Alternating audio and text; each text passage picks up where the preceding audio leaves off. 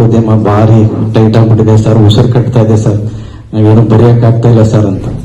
ಬರೆಯಕ್ಕಾಗ್ತಾ ಇಲ್ಲ ಅಂದ್ಮೇಲೆ ಬರಿಬಾರ್ದು, ಆದ್ರೆ ಏನೇನೋ ಬರಿಬಾರ್ದಲ್ವಾ ನಾವು. ಯಾಕೆ ಪತ್ರಕರ್ತರು ಮತ್ತು ಅವ್ರ ಮಕ್ಕಳು ಸರ್ಕಾರ ವಿಶೇಷ ಗೌರವ ಕೊಡ್ತದೆ. ಪತ್ರಕರ್ತರಂದ್ರೆ ವಿಶೇಷವಾಗಿ ಎಲ್ಲರೂ ಗೌರವ ಕೊಡ್ತಾರೆ. ಯಾಕೆ ಅಂತಂದ್ರೆ ರವಿ ಕಾಣದನ್ನ ಕವಿ ಕಂಡ, ಕವಿ ಕಾಣದೇ ಇರೋದನ್ನ ಪತ್ರಕರ್ತ ಕಂಡ ಅಂತ ಹೇಳ್ತಾರೆ. ಅಂದ್ರೆ ಪತ್ರಕರ್ತನಾದವನಿಗೆ ಒಂದು ದೃಷ್ಟಿಕೋನ ಇರುತ್ತೆ, ಒಂದು ಮೂರನೇ ಕಣ್ಣಿನ ತರ ಎಲ್ಲ ನೋಡ್ತಾನೆ ಅಂತ ಹೇಳ್ತಾರೆ.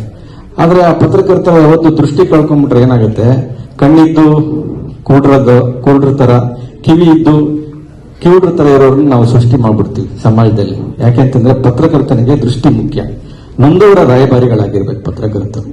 ಹೀಗಾಗಿ ಇವತ್ತು ಏನಾಗಿದೆ, ಬ್ರೇಕಿಂಗ್ ನ್ಯೂಸ್ ಬರಟೆ. ಆಫೀಸ್ಗಳಲ್ಲಿ ನನಗೆ ಫೋನ್ ಮಾಡ್ತಾರೆ ಮಿತ್ರರು, ಏನ್ ಸರ್ ದಿನ ಬ್ರೇಕಿಂಗ್ ನ್ಯೂಸ್ ಕೇಳ್ತಾರೆ ಸರ್, ಏನ್ ಸರ್ ಕೊಡೋದು, ಕೆಲಸ ಬಿಟ್ಬಿಡೋಣ ಅನ್ಸುತ್ತೆ ಸರ್ ಅಂತ. ಯಾಕೆ ಅಂತಂದ್ರೆ ಪತ್ರಕರ್ತರ ನೋಟ ಬದಲಾಗ್ತಾ ಇದೆ, ನೋಡುವ ದೃಷ್ಟಿಕೋನ ಬದಲಾಗ್ತಾ ಇದೆ. ಪತ್ರಕರ್ತರಾದವರು ನೊಂದವರನ್ನು ನೋಡ್ತಾ ಇಲ್ಲ, ನಾವು ಮೇಲೆ ಕೂತವರನ್ನ ಅಂದ್ರೆ ರಾಜಕಾರಣಿಗಳನ್ನ ನೋಡ್ತಾ ಇದ್ದೀವಿ, ಕಾರ್ಪೊರೇಟ್ ಸಂಸ್ಥೆಗಳನ್ನ ನಾವು ನೋಡ್ತಾ ಇದ್ದೀವಿ. ಅವರು ನಮ್ಮ ಕಣ್ಣಿಗೆ ಕಾಣ್ತಾ ಇದ್ದಾರೆ ಹೊತ್ತು ಬೇರೆ ಯಾರು ಕಾಣ್ತಾ ಇಲ್ಲ. ಇವತ್ತು ಉದಾಹರಣೆ ನೋಡಿ, ಮಡಿಕೇರಿನಲ್ಲಿ ಸಿಕ್ಕಾಪಟ್ಟೆ ಮಳೆ ಆಗ್ತಾ ಇದೆ, ಆಗ್ಲೇ ಹೇಳಿದ್ರು ಭೂಕುಸಿತ ಆಗ್ತಾ ಇದೆ, ಇಲ್ಲಿ ಮನೆಗಳನ್ನೆಲ್ಲ ಕಳ್ಕೊಂಡಿದ್ದಾರೆ. ಅದನ್ನ ನಾವು ತರದೇ ಇಲ್ಲ ಮುಂದಕ್ಕೆ.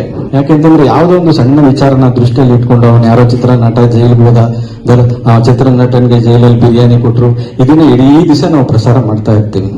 ಇದ್ರ ಮಧ್ಯೆ ಏನಾಗಿದೆ ಅಂತಂದ್ರೆ ಎರಡು ಆತಂಕದ ವಿಚಾರಗಳು ನಮ್ದು. ಒಂದು ಊಹಾ ಪತ್ರಿಕೋದ್ಯಮ, ನಾವು ರಮೇಶ್ ಎಲ್ಲ ಒಟ್ಟಿಗೆ ಕೆಲಸ ಮಾಡಿದೀವಿ. ಅವಾಗೆಲ್ಲ ನಾವು ಒಂದು ಸುದ್ದಿ ಕೊಡಬೇಕು ಅಂದ್ರೆ ಇಡೀ ದಿವಸ ಯೋಚನೆ ಮಾಡ್ತಾ ಇದ್ವಿ, ಒಂದು ಕ್ಲಾರಿಫಿಕೇಶನ್ ಇಲ್ಲದೆ, ಒಂದು ಕ್ಲಾರಿಟಿ ಇಲ್ಲದೆ ಯಾವುದು ಸುದ್ದಿ ಕೊಡಬಾರದು ಅಂತ ನಮ್ಮ ಪತ್ರಿಕಾ ಸಂಸ್ಥೆಗಳಲ್ಲಿ ಹೇಳ್ತಾ ಇದ್ರು.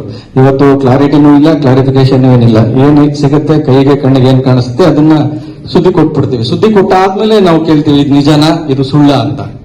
ಆ ರೀತಿ ಪತ್ರಿಕೋದ್ಯಮ ಹೋಗ್ತಾ ಇದೆ. ಇದನ್ನೆಲ್ಲ ಕೇಳಿದಾಗ ಒಬ್ಬ ಪತ್ರಕರ್ತನಾಗಿ ನನಗೂ ಕೂಡ ಬೇಜಾರಾಗುತ್ತೆ. ಏನಪ್ಪ ಆ ತರ ಎಲ್ಲ ನಾವು ಕೆಲಸ ಮಾಡಿದವರು ಇವತ್ತು ಎಲ್ಲ ಟೀಕೆ ಟಿಪ್ಪಣಿಗಳೆಲ್ಲ ಎದುರಿಸ್ಕೊಳ್ಳುವಂತ ಮಟ್ಟಕ್ಕೆ ನಾವಿಲ್ಲಿ ಬಂದ್ಬಿಟ್ಟಿದೀವಲ್ಲ ಅಂತ ನಾವು ಬೇಜಾರಾಗತ್ತೆ. ಹೀಗಾಗಿ ಒಂದು ಆತ್ಮಾವಲೋಕನ ಮಾಡ್ಕೋಬೇಕು. ನಾವು ಪತ್ರಕರ್ತರಾದವರು ನಮ್ಗೊಂದು ಚೌಕಟ್ಟಿದೆ, ಆ ಚೌಕಟ್ಟಲ್ಲಿ ನಾವು ಕೆಲಸ ಮಾಡಬೇಕು, ನೊಂದವರ ರಾಯಭಾರಿಗಳ ಕೆಲಸ ಮಾಡಬೇಕು, ಸಮಾಜ ಮತ್ತೆ ಸರ್ಕಾರದ ಮಧ್ಯೆ ಸೇತುವೆಯಾಗಿ ನಿಂತು ನಾವು ಕೆಲಸ ಮಾಡಬೇಕು ಅಂತ ನಾವು ಸ್ವಲ್ಪ ಆಲೋಚನೆ ಮಾಡಿದ್ರೆ ನಮ್ಮ ವೃತ್ತಿ ಧರ್ಮಕ್ಕೆ ಒಂದು ನಾವು ನ್ಯಾಯದ ಒದಗಿಸಿಕೊಟ್ಟಂಗಾಗುತ್ತೆ ಅಂತ ನನ್ನ ಅನಿಸಿಕೆ. ಯಾಕೆಂತಂದ್ರೆ ನಮ್ಮ ಕನ್ನಡ ಪತ್ರಿಕೋದ್ಯಮಕ್ಕೆ ಸುಮಾರು ಒಂದು 200 ವರ್ಷಗಳ ಇತಿಹಾಸ ಇದೆ. ಹಲವಾರು ಹಿರಿಯರು ಕಟ್ಟಿ ಬೆಳೆದಂತ ಪತ್ರಿಕೋದ್ಯಮ ಇವತ್ತು ಅಗಾಧವಾಗಿ ಬೆಳೆದಿದೆ. ಅದರ ನೆರಳಲ್ಲಿ ಇವತ್ತು ನಾವೆಲ್ಲ ಆಶ್ರಯವನ್ನ ಪಡ್ಕೊಂಡಿರೋದ್ರಿಂದ ನಾವು ಕೊಡುವಂತ ಸುದ್ದಿಗಳಿಂದ ಅಭಿವ್ಯಕ್ತಿ ಸ್ವಾತಂತ್ರ್ಯ ಇದೆ ನಮ್ಗೆ. ಆದ್ರೆ ಇನ್ನೊಬ್ಬರ ಸ್ವಾತಂತ್ರ್ಯಕ್ಕೆ ನಾವು ಕೈ ಹಾಕುವಂತ ಕೆಲಸವನ್ನ ಮಾಡಬಾರದು. ಒಂದು ಸುದ್ದಿ ಕೊಡಕ್ ಮುಂಚೆ ಅದು ನಿಜನ ಸುಳ್ಳು ಅಂತ 2 ನಿಮಿಷದ ಕೆಲಸ.